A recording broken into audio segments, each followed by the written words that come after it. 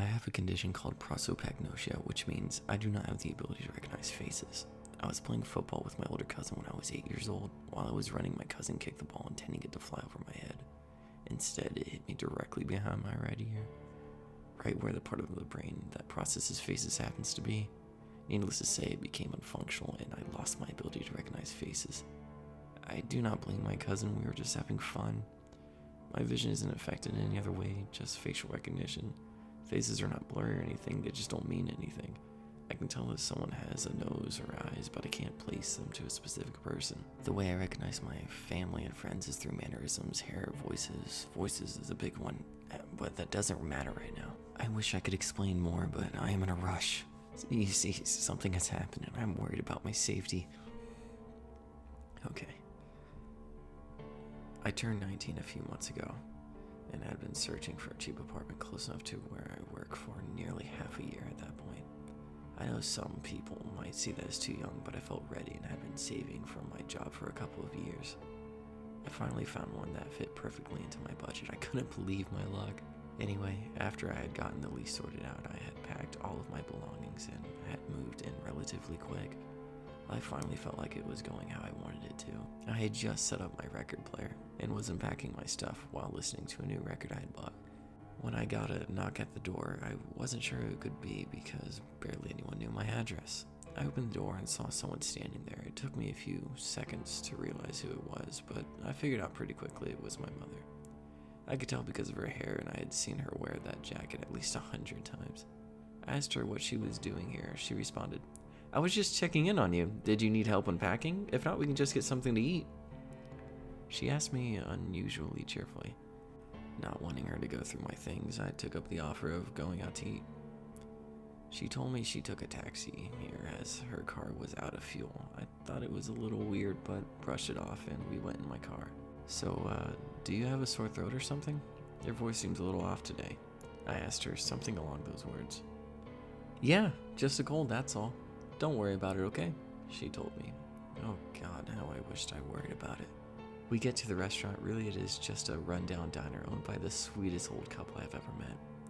Once we get out, I noticed my mother was being slightly more speedy than usual. I know that sounds stupid, but I pick up on things like this more than the average person. It helps me to recognize people. "Whoa, slow down there," I called out to her in a joking manner.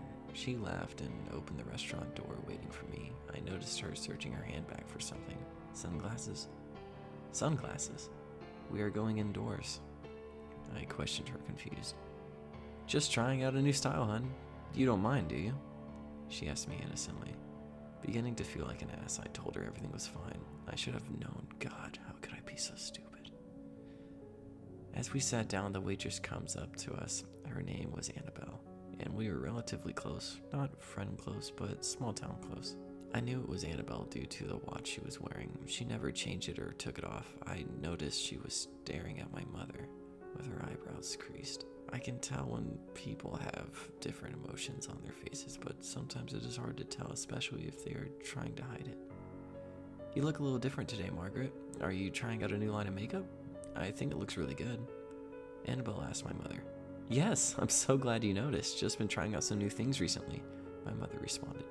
They continued to talk for 5 minutes before we placed our order. I had not eaten all day, so I quickly tucked in. I was halfway through a potato waffle when I get a phone call from my sister. The second I put the phone to my ear, I was met with her screaming frantically. Whoa, calm down. I can't understand you. What's happening? Are you okay?" I asked, suddenly terrified. "It's Mom. Oh God, Charlie, the police are here now. How could this happen?" she sobbed down the phone. "Wait, what?" I asked, watching the woman in front of me continue to eat. "She's been murdered, Charlie. Someone killed her," my sister screamed down the phone. My blood ran cold. I had a million thoughts running through my mind. How, when, and most importantly, who the fuck was sitting across from me then? The lady who claimed to be my mother must have noticed a shade of green on my face turn as she asked me, "What's wrong, hon?" Excuse me, I need to go to the bathroom. I feel a little sick.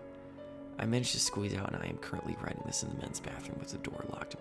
My phone's credit has run out and I rarely use any social media, meaning I don't have anyone I can ring from my mobile data. I need to call the police, but oh god. I have thrown up 3 times and I think I can hear this sweet old couple and Annabelle screaming. Who is this sick fuck?